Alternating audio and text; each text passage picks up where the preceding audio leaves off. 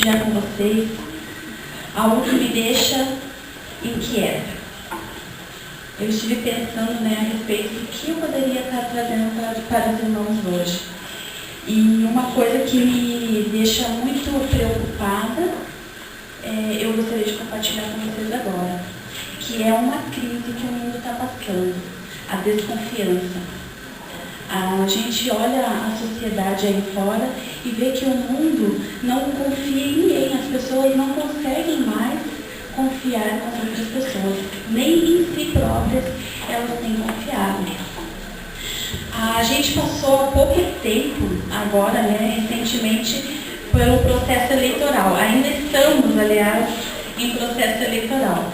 E quando a gente analisa as propostas e a campanha toda dos candidatos, a gente fica pensando, nossa, mas se fizer tudo isso mesmo que está falando, a gente vai viver uma espécie de Éden, né? Tudo vai ser lindo, a segurança vai imperar, vai tudo funcionar bonitinho. Não é isso que a gente pensa às vezes? Agora, a pergunta que eu quero fazer para vocês. Quantos de vocês acreditam nas propostas? Será que alguém acredita? É difícil, né? A gente pode ver que essa crise de confiança, ela tem invadido em muitos setores da nossa vida. Hoje a gente não consegue confiar nem nas pessoas que nos prestam serviço, por exemplo. O pedreiro que está na nossa casa, a gente não confia. A gente não confia nos taxistas, a gente não confia no zelador do prédio, a gente não confia no porteiro, a gente não confia em mais ninguém. Não tem como confiar em mais ninguém. A gente olha, a gente caminha para frente, mas andando, olhando sempre para os lados, porque a desconfiança realmente tem imperado.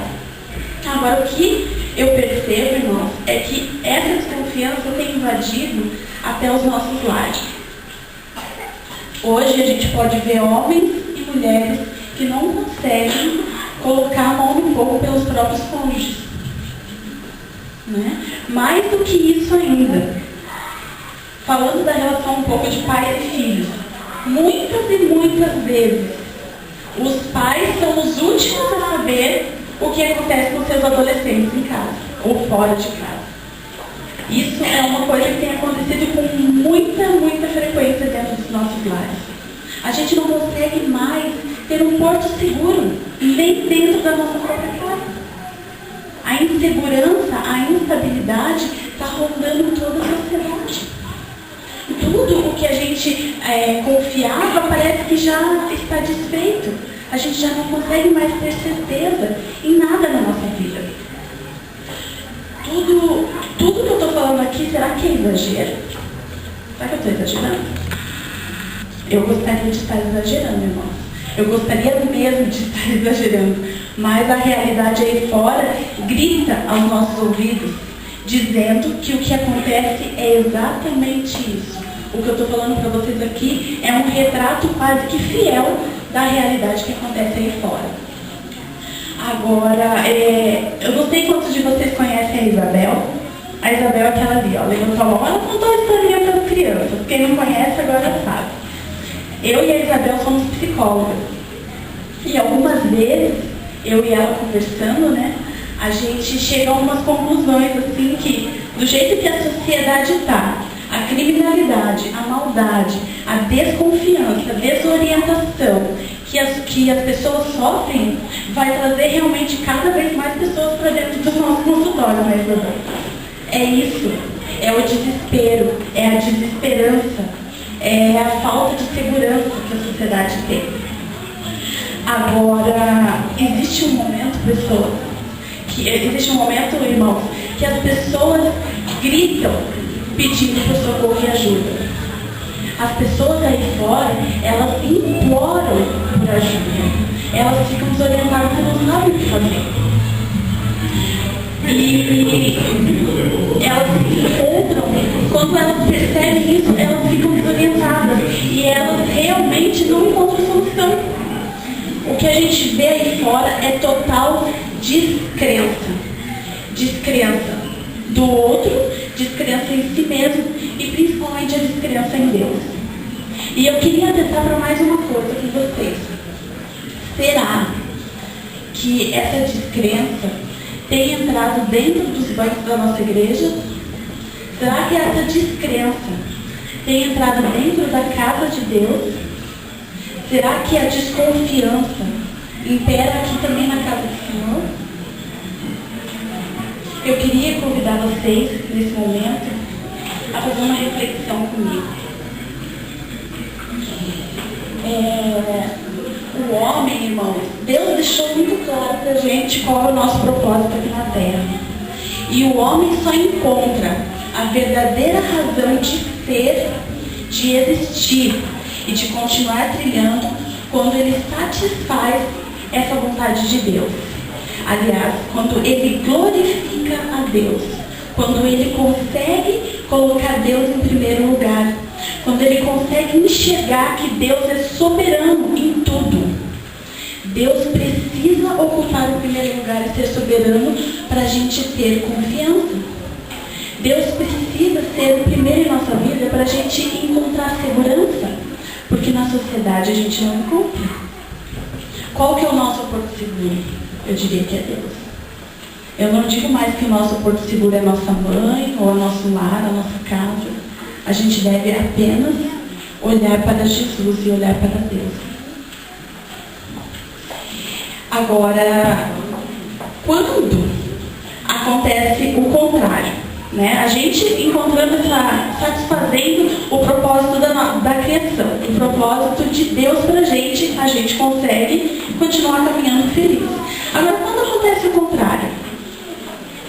Quando acontece o contrário, quando a gente não satisfaz, aí o resultado todo seria essa desconfiança, essa descrença, que vai aumentando e ela vai entrando, irmãos, em todas as dimensões da nossa vida. Ela entra na dimensão física, entra na dimensão espiritual, na dimensão mental, moral. E isso vai consumindo todo o nosso ser. E isso só pode mudar quando a gente aceita efetivamente a soberania de Deus. Eu gostaria de ler com vocês nesse momento. Abram a Bíblia de vocês em Salmos.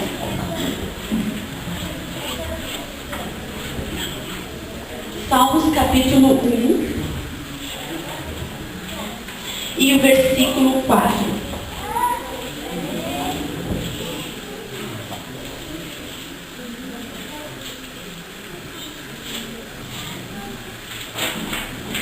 Eu vou ler para vocês. Os ímpios não são assim, mas eles são como a moinha que o vento espalha.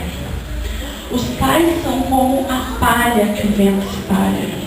E é por isso que quando a gente não coloca Deus em primeiro lugar, que a gente não aceita a soberania de Deus e não internaliza o propósito de Deus para a nossa vida, nós nos tornamos como palha que fica voando e se dispersa no vento. Nós parecemos, sabe o quê? Baratas tontas, desorientadas, sem rumo a seguir. Mas Deus, irmãos, Ele não quer que aconteça isso com seus filhos. Deus nos deixou uma carta linda e maravilhosa que pode nos indicar o caminho a seguir. Deus deixou uma carta, irmãos, de amor para a gente. E Ele não quer que nós andemos por aí como baratas desorientadas. Ele quer, irmãos, que nós tenhamos um porto seguro. E é por isso que Ele deixou essa carta para a gente. Agora, o que acontece quando a sociedade ela chega à crise por quê? Por causa de uma única palavra: autossuficiência. Quando eu entro em crise, como eu falei para vocês, de desconfiança, é porque antes disso eu quis ser autossuficiente. Eu não quis me firmar na palavra do Senhor e eu não quis aceitar a soberania de Deus. Eu quis agir pelas minhas próprias forças. Eu quis escolher as minhas próprias vontades, ao invés de escolher a vontade de Deus. E aí é que é o maior risco que a gente corre. É aqui. É quando a gente deixa de dobrar o joelho antes de tomar uma decisão. É nesse momento que a gente pode se perder. É nesse momento que pode começar a crise que o mundo enfrenta aí fora, que é a crise da desconfiança e da descrença. Essa crise não pode entrar dentro dos bancos da nossa igreja. Essa crise não pode entrar na sua vida. E é por isso que Deus convida você sempre a dobrar os joelhos antes de tomar qualquer decisão na sua vida. Eu coloquei aqui, entre aspas, para eu não esquecer a palavra vírus. Eu coloco a autossuficiência como vírus. A gente não pode pegar esse vírus. E a imunização desse vírus é a palavra de Deus. A imunização para a autossuficiência é a palavra de Deus. Quando eu penso que eu posso tudo, é aí que eu caio. Então a gente precisa depender cada dia mais, irmãos, da oração. A gente precisa depender cada dia mais da palavra do Senhor. A gente precisa entender o quanto nós somos fracos, pecadores e miseráveis. E o quanto nós estamos à mercê dessa crise mundial que a gente está enfrentando. Se a gente não dobrar o joelho antes. Se a gente não se colocar em oração antes de tomar as decisões. Porque depois de uma decisão tomada, a consequência vai acontecer. Depois de uma decisão estabelecida, depois de efetuada a decisão, não tem mais como voltar atrás naquela decisão. Tem até como se arrepender, mas as consequências daquela escolha irão acontecer. Eu gostaria também, irmãos, de ler com vocês Provérbios 14, 12.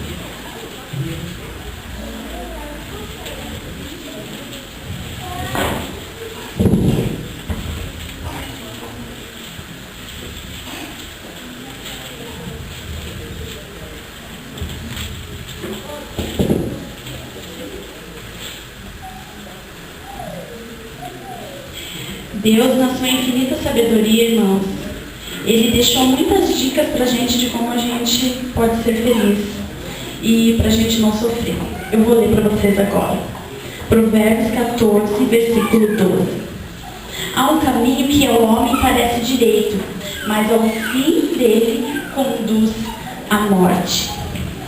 E eu gostaria de me prender um pouquinho nesse versículo com vocês.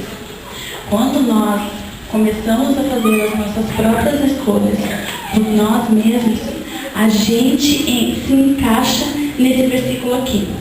Parece até que eu estou fazendo a coisa certa. Parece até que eu estou escolhendo a coisa certa. Parece até que é direito esse caminho. Esse é o caminho certo e é o caminho bom.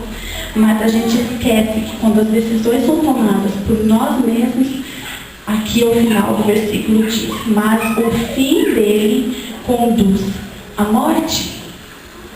Na vida da gente, às vezes, se a gente vai levando sem pedir a orientação de Deus, a gente pode até aparentar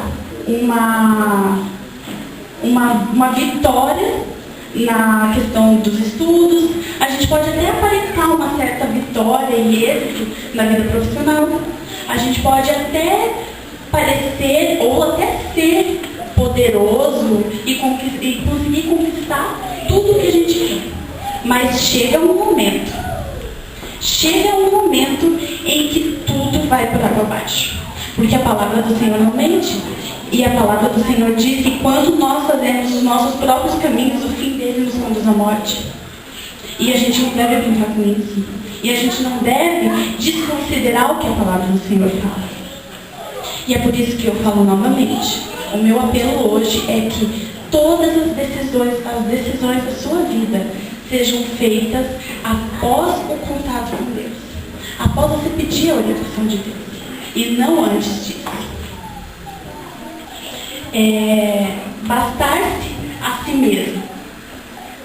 Irmãos, Satanás, ele é astuto. E ele é enganador. E ele ama. Parece estranho falar que Satanás ama, né? mas você já entendeu o que eu falei, ele ama ver os filhos de Deus na miséria. E muitas vezes ele até permite que quando você faz as suas próprias escolhas, você se dê bem. E sabe o que ele faz? Ele vai te acompanhando, né? Ele é astuto e enganador. E ele deixa você crescer. E como foi você que fez as suas escolhas, Deus não tem como impedir que as consequências aconteçam. Nós precisamos. A consequência do pecado é a morte. O salário do pecado é a morte. E Deus é justo. E as consequências precisam acontecer. Agora eu queria continuar falando sobre Satanás. Satanás, ele não é como Deus misericordioso. Ele é enganador.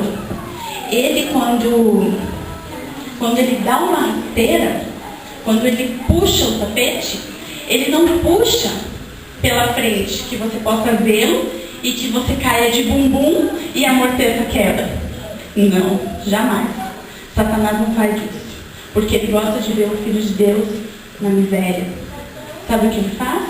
Ele, quando você pensa que está no auge, você está muito bem profissionalmente, a tua família está maravilhosamente bem e tudo parece que está andando certinho. Quando você se sente, realmente, eu sou autossuficiente, eu consegui conduzir a minha vida até aqui muito bem, eu sou muito bem sucedido. Sabe o que ele faz? Ele puxa o tapete por trás.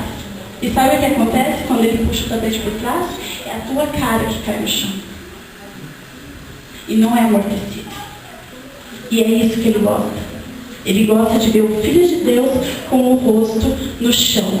Mas não prostrado aos pés de Deus. Mas sim machucado, ferido e sem orientação nenhuma para onde deve seguir. E é assim que a sociedade se encontra. Muitos filhos de Deus se encontram desse jeito. Desorientados, com o rosto no chão, porque levaram uma rasteira. Agora, eu gostaria de lembrá-los um pouquinho da parábola do filho pródigo. Ela é muito conhecida. Todos vocês, eu acho que já ouviram pelo menos uma vez essa parábola. O que Jesus mostrou ali nessa parábola? Ele estava mostrando exatamente isso que eu estou compartilhando com vocês essa manhã. O filho pródigo, ele pegou tudo que ele tinha. Ele estava muito autossuficiente, né? Agora eu tenho dinheiro, vou sair da casa do meu pai. Agora eu vou curtir a vida. Tenho tudo que eu quero, sou jovem, sou bonito, tenho dinheiro e não vou mais depender do meu pai. Eu não vou mais. Agora eu vou fazer as minhas próprias escolhas. E foi isso que ele fez. E lá ele foi. E não pareceu lá, a princípio, que ele estava sendo bem sucedido? Pareceu. Ele tinha muitos amigos, ele tinha dinheiro, ele frequentava a sociedade A, digamos assim, né, da época. Todo mundo rodeando ele, amparado por todos, entre aspas, né? Até que um dia ele caiu. Um dia acabou o dinheiro. Um dia acabou a esperança.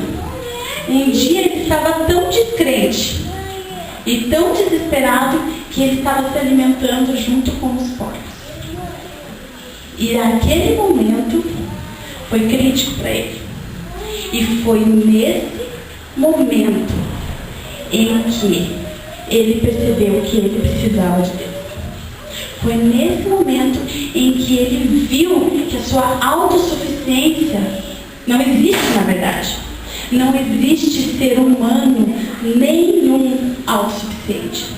Nós todos, independente da nossa classe social, independente do sexo, da idade, da onde a gente mora, do país, a cultura que a gente frequenta, todos somos dependentes uns dos outros e de Deus. Não existe uma ilha, não existe ninguém que seja uma ilha, isolado. Ninguém cresce isolado. Nós precisamos entender que somos dependentes, sim, principalmente do amor de Deus. Eu quero me prender um pouquinho. Podem abrir a sua Bíblia no livro de Lucas, que é a parábola do filho pródigo. E eu quero ler com vocês agora Lucas 15,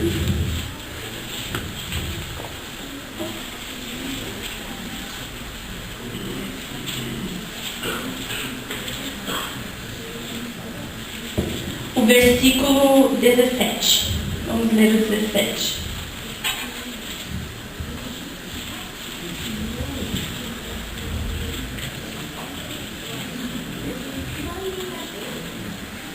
O momento que ele recuperou a sua memória e a sua inteligência, né? Eu diria assim. 15, 17. Então, caindo em si, disse: quantos trabalhadores de meu pai têm abundância de pão, e eu aqui pereço de fome? Ele entendeu. Ele viu a realidade que ele estava passando. Ele se enxergou como dependente daquele pai. Ele viu que ele não conseguia ficar longe da casa do pai. Que parecia que ele ia conseguir, mas que a autossuficiência dele só levou ele para o fundo do poço. Quantas pessoas lá fora, irmãos, que têm um vazio do tamanho do mundo dentro do coração? Quantas pessoas aí fora estão como esse filho pródigo? Agora, o filho conhecia a casa do pai. Ele sabia onde era a casa do pai. Ele conhecia o caminho de volta à casa do pai. Agora tem pessoas aí perdidas, desorientadas, que não conhecem o caminho da casa do pai. Que ficam testando caminhos alternativos e que não sabem a verdade. Essas pessoas precisam mais ainda de orientação do que esse filho pródigo.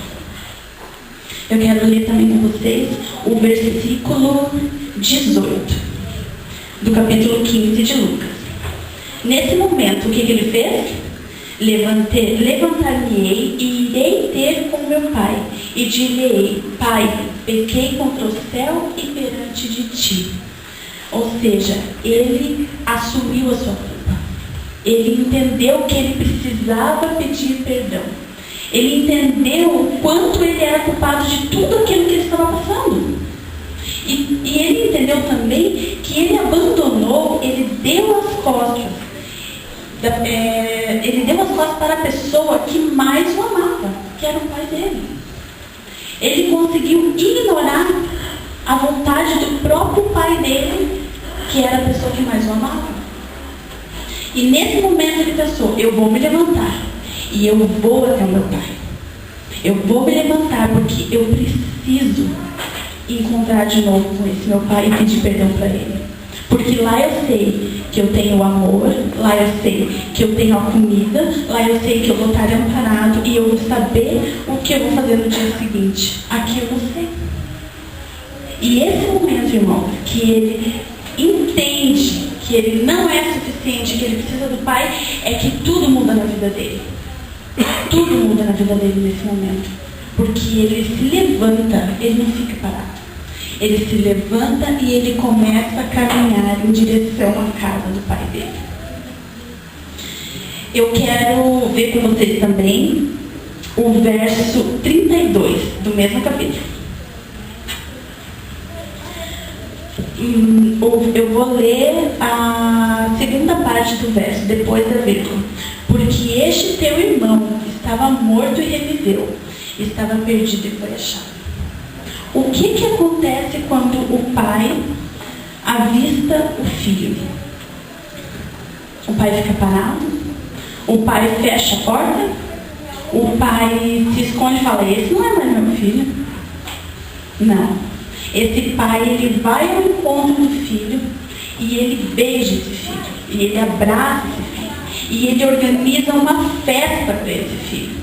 E ele fica muito feliz, porque esse filho dele estava morto. E naquele momento, ele renovou a vida. Ele estava perdido e naquele momento ele foi encontrado. E Deus, queridos, Ele está olhando para o horizonte todos os dias, à espera do filho que foi embora. Deus está olhando todos os dias para o horizonte, E ele quer muito ver aquele filho que foi embora. Me comove muito quando eu percebo que o pai dessa parábola simboliza Deus. Me toca muito essa parábola. Porque quando nós somos crianças, algumas vezes, a gente tem a impressão de Deus como um pai severo, né? Que fala só não, não, não. Porque quando nós somos crianças, a gente ouve realmente muito não. Faz parte da educação, né? E a gente faz essa analogia. Deus também é um Deus severo do não.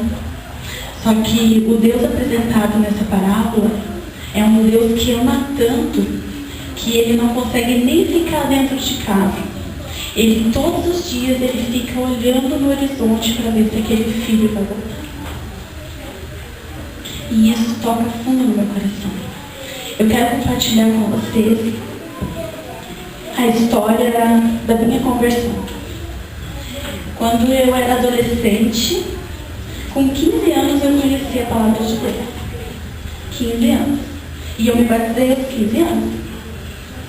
E aquilo foi algo fantástico. Quando eu conheci a Deus, parece que eu encontrei a vida realmente. Eu encontrei esperança. E eu vivia o Evangelho todos os minutos da minha vida. Eu respirava o Evangelho. Eu respirava Jesus. Eu conversava com Jesus todos os momentos. E eu dava estudos bíblicos quase todos os dias. Acho que 1 ou 2 vezes por semana que eu não dava estudo bíblico. E o que começou a acontecer comigo? Sem eu perceber. Totalmente sem perceber. Comecei a fazer algumas escolhas sem consultar a Deus. Pequenas coisas. O que era aquela convivência, minuto após minuto com Deus, começou a não ter tanto. E eu não estava percebendo que estava acontecendo isso.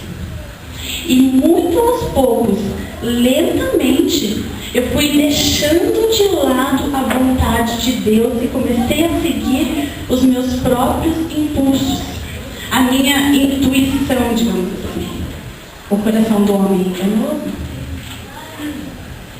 E os caminhos que a gente pensa que vão dar em vitória não passam de caminhos que vão levar à morte. E não aconteceu nada diferente comigo do que aconteceu com o filho pródigo. Teve um momento em que eu realmente caí com a cara no chão. E foi nesse momento que, de desespero, de angústia, de aflição, que Deus começou a agir na minha vida. Muito mais fortemente do que a primeira vez que eu me converti. Só que, irmão, eu ainda era pior do que o filho pródigo. Não nas atitudes, mas na cegueira espiritual. Eu não conseguia sair do lugar. Eu até via que eu tinha errado, mas eu ainda tinha autossuficiência muito grande. Como eu sou a dona da minha vida, eu vou conseguir superar tudo isso. Deus pede para você dar o seu ombro para uma sociedade sem esperança, para uma sociedade sem crença nenhuma, para uma sociedade onde para caminhar na rua não consegue nem só olhar para frente. A pessoa praticamente faz um 360 graus, né? Porque o medo é tão grande que a gente não consegue nem caminhar direito. Deus chama você para se levantar do banco da igreja por um instante e trazer alguém. Puxa pela mão. Foi o que me salvou. E eu me rebatizei em maio de 2011, ano passado. E de lá, desde o meu rebatismo, eu sinto cada dia mais o amor de Deus na minha vida. Eu sinto cada dia mais que Jesus me chama para Nova Jerusalém.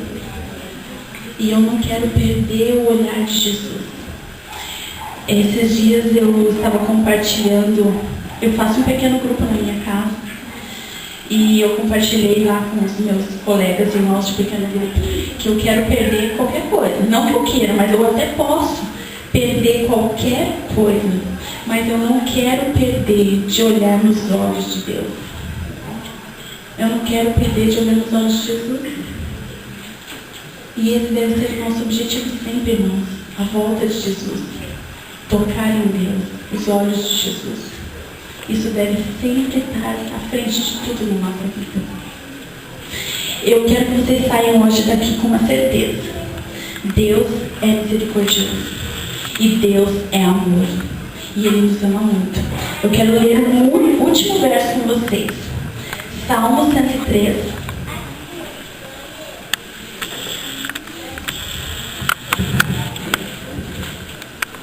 E o versículo 8.